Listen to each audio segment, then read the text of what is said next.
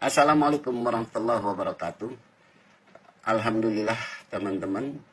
Pagi ini saya akan mencoba untuk membacakan surat terbuka yang ditulis di suaranasional.com tanggal 27 Maret 2022 oleh Ibnu Maksum Smith Al-Hadar, Direktur Eksekutif Institute for Democracy Education.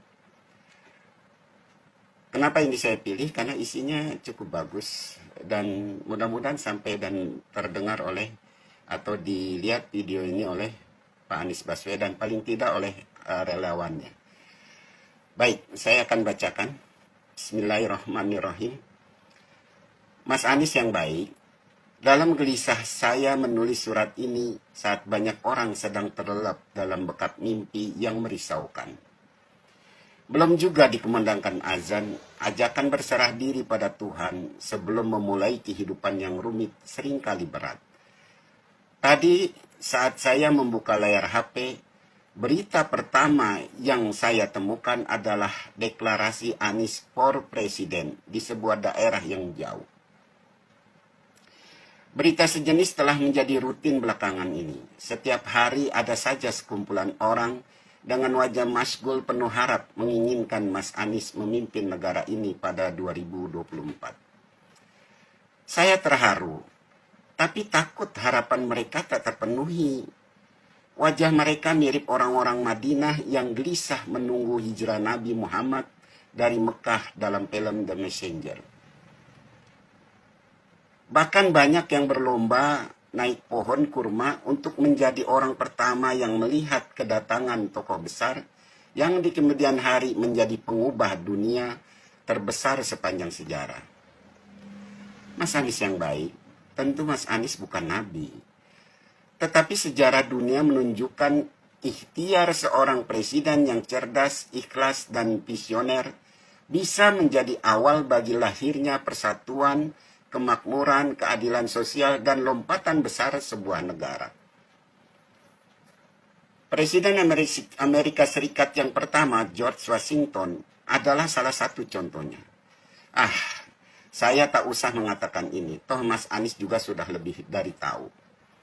Yang ingin saya katakan, orang-orang yang mendeklarasikan Anies for Presiden yakin Mas Anies bisa menjadi salah satu presiden negarawan yang dapat mengurai berbagai masalah dan tantangan bangsa hari ini. Kasihan, kita sudah merdeka 77 tahun, tapi kesejahteraan dan keadilan masih jauh dari mereka.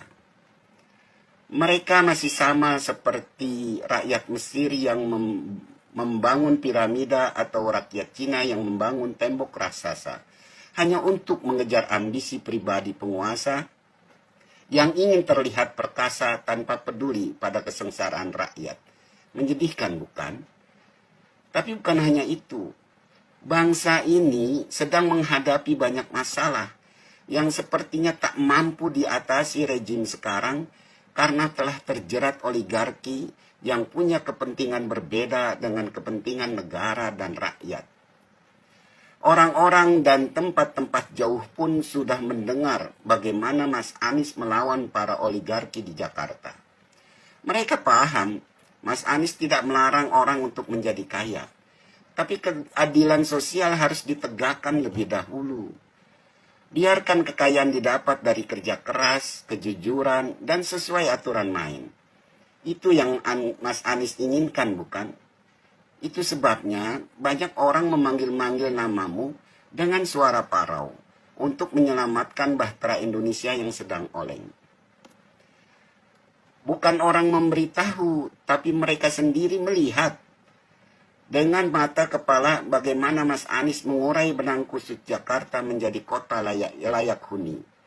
Bahkan kota cerdas, segar, dan boleh dibanggakan bangsa. Terpapar keindahan di mana-mana yang dapat dinikmati semua orang.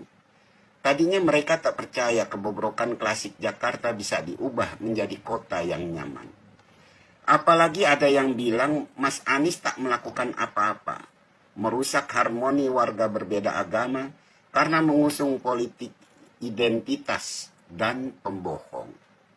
Maafkan mereka yang terlambat memahami Mas Anies. Orang-orang culas pada awalnya cukup berhasil menghancurkan pribadi Agung sebelum kinerja dan moral Mas Anies mengoreksi semua itu.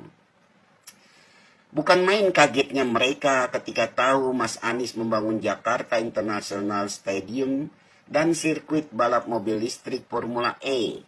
Amboy, bukankah itu mirip mimpi orang Eropa? Tapi mata mereka tak dapat berdusta. Baru sekarang mereka tahu bahwa ternyata orang Indonesia pun bisa bermimpi dan mewujudkan mimpinya itu. Mereka berterima kasih padamu, meskipun Mas Anies tak membutuhkannya. Ajaib, Mas Anies bilang itu hasil kolaborasi banyak pihak untuk membagi pujian publik pada banyak orang. Padahal, sudah menjadi tradisi pemimpin di negeri ini untuk memonopoli pujian bagi diri sendiri, meski pada kenyataannya dia tak melakukan apa-apa. Mas Anies yang baik, mereka yang ingin Mas Anies menjadi presiden adalah ekspresi kagum padamu. Betapa tidak, ketika tiba di ibu kota, mereka tak lagi menemukan bus-bus bobrok, metro mini ugal-ugalan, dan angkot yang ngetem di sembarang tempat.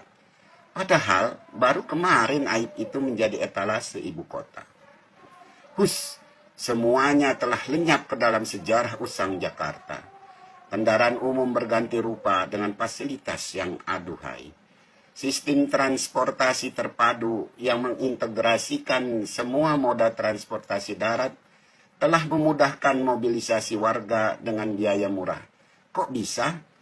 Kenyataannya memang begitu. Yang suka jalan kaki difasilitasi dengan trotoar. Silahkan bersepeda bagi yang hobi karena tersedia jalur yang aman.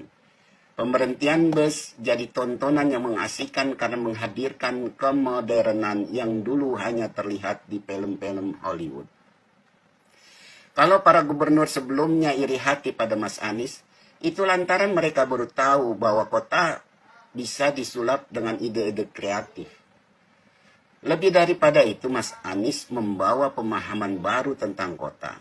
Bahwa kota adalah hunian yang memadukan kebutuhan fisik dan jiwa manusia untuk mendapatkan kenyamanan hidup maksimal yang pada gilirannya membuat manusia dari semua bakat dapat mengaktualisasi diri dan berinovasi untuk kebaikan bagi semua.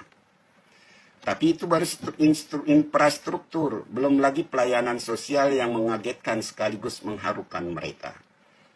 Kaum disabilitas, guru, siswa, fakir miskin, mereka yang tergusur, dan orang-orang yang berjasa bagi Jakarta dan negeri dipenuhi hak-hak mereka. Serentak mereka terkejut karena Mas Anies bilang ini hak mereka dan merupakan janji kemerdekaan yang harus dipenuhi pemimpin. Hak? Kami punya hak? Mereka bertanya sambil berlinang air mata. Selama ini mereka tahu rakyat hanya punya kewajiban, bukan hak. Kewajiban mengabdi pada penguasa sejak zaman yang tak dapat diingat lagi. Bahkan mereka mengira menggusur rakyat miskin di bantaran Sungai Ciliwung tanpa kompensasi sudah merupakan takdir dari langit. Tiba-tiba saja Mas Anies bilang itu tidak benar. Terkejutlah mereka bukan kepalang. Belum lagi habis mereka bertanya apakah mereka tidak sedang bermimpi, Mas Anies telah menyodorkan kepada mereka hunian baru yang lebih manusiawi. Mulai hari itu beban hidup mereka terasa lebih ringan di bawah langit biru yang membentang sampai jauh. Syukuran pun mereka gelar sebagai terima kasih kepada Tuhan Maha Pemurah melalui perantaraanmu.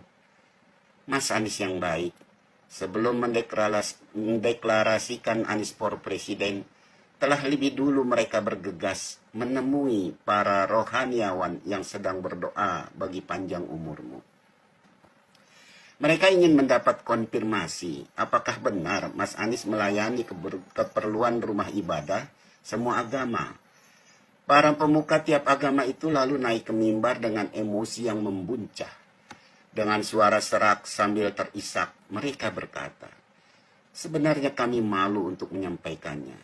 Tapi kebenaran tak bisa disembunyikan, seperti matahari di siang bolong. Memang benar, Anies telah membantu kami secara adil. Lihat, indahnya rumah ibadah kita